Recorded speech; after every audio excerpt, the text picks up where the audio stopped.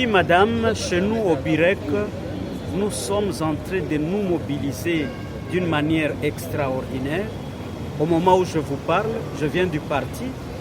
Nous sommes au-delà de 1000 camarades qui vont être présents demain. Voilà pourquoi nous lançons cet appel à d'autres partis membres de l'Union sacrée, que la mobilisation soit totale.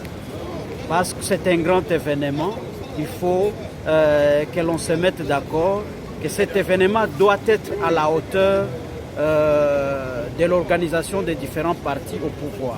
C'est cela, madame. Honorable Mutuel, vous êtes le président du groupe parlementaire BIREC de la 3e législature. Quel message pourriez-vous peut-être lancer à vos collègues et surtout les élus du BIREC de la ville de Kinshasa pour la réussite de cette journée? Oui, monsieur, je suis président du groupe parlementaire ABC et Code dans la grande plateforme dénommée AABC, où il y a le parti BIREC de son Excellence Julien Paluku, ministre de l'Industrie. Au niveau de Kinshasa, mon parti n'a pas produit de députés. Nous venons de différentes provinces à part Kinshasa. Mais à Kinshasa, nous avons des assises, nous avons de camarades, nous avons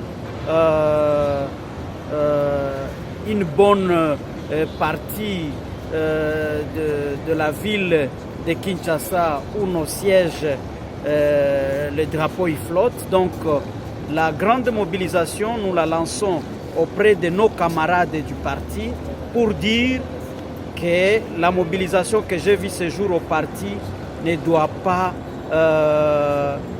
se limiter à certains quartiers de la ville de Kinshasa, de la ville-province de Kinshasa. On doit aller au-delà. Les camarades de Tchangou, ils m'écoutent. Les camarades de Mongafula, ils m'écoutent. Partout où vous êtes, chers camarades, demain c'est un grand jour. Soyez mobilisés, soyez à l'heure au parti pour notre lancement et que donc la journée de demain, nous la déclarons une journée réussie où l'Union sacrée va faire preuve de la réussite aux élections prochaines. Donc aux législatives de 2023, présidentielles de 2023, nous nous rassurons qu'à partir de cette mobilisation, l'opinion saura que nous sommes déjà en train de finaliser les derniers points pour nos élections qui pointent à l'horizon. Oui, les élections qui pointent à l'horizon, mais l'Union sacrée officiellement n'a pas encore choisi son candidat commun. Est-ce qu'on l'espère pour demain? Oui, madame, le candidat de l'Union sacrée, il est connu. C'est le président en exercice. J'ai cité son Excellence Félix Antoine Tshisekedi. C'est lui le candidat de l'Union sacrée. Ce n'est plus un secret.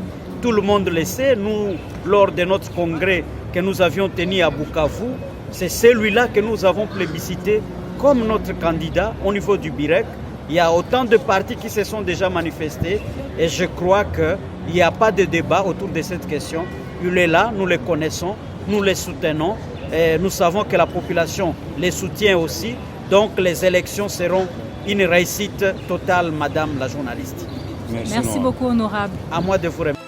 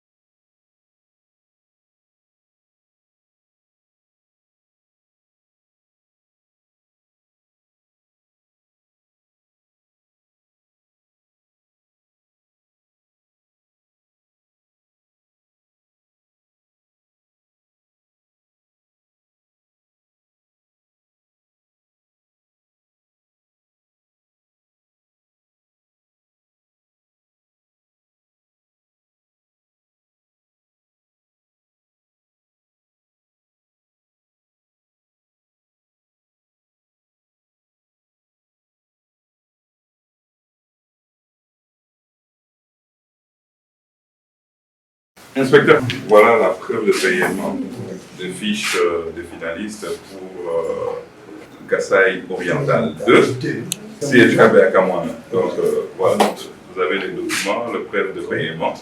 Les élèves de Kabé à Kamouana, tous sont en règle. Je le constate. Voilà, ça fait presque 1867 ménages qui vont bénéficier de cela.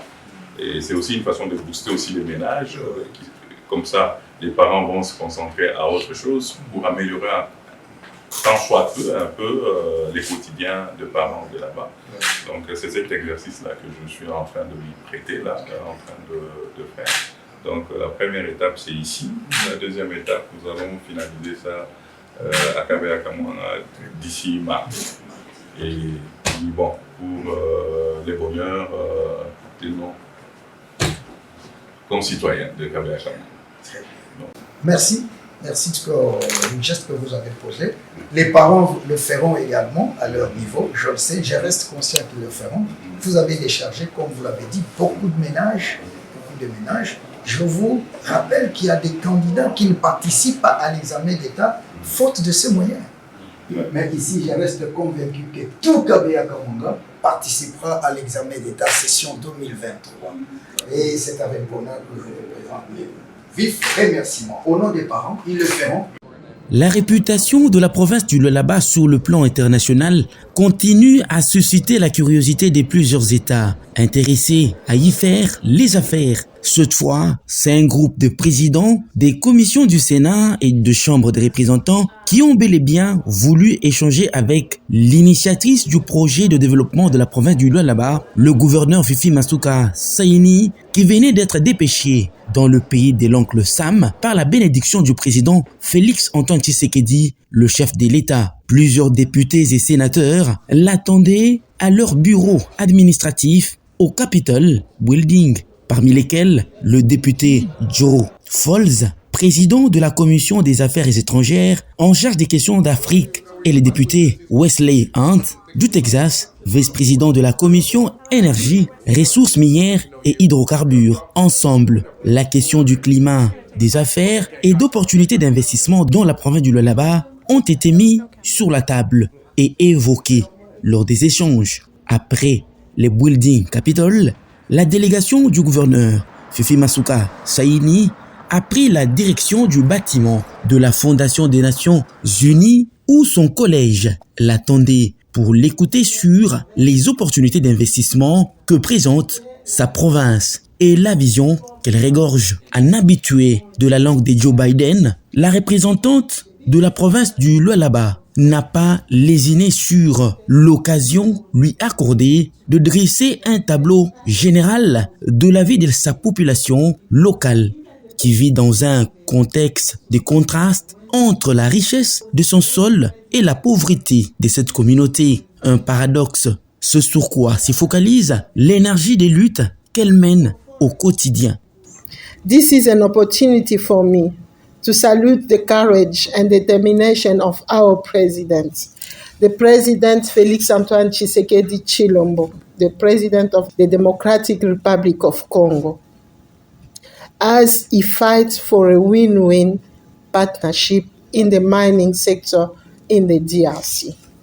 Lualaba province is home to some of the largest cobalt reserves in the world, and we are determined to make the most of this blessing for the benefit of our citizens and the world. We are proud to be part of the United States Department Energy Research Government's initiative, which aim to promote transparent and sustainable management of mineral resources in the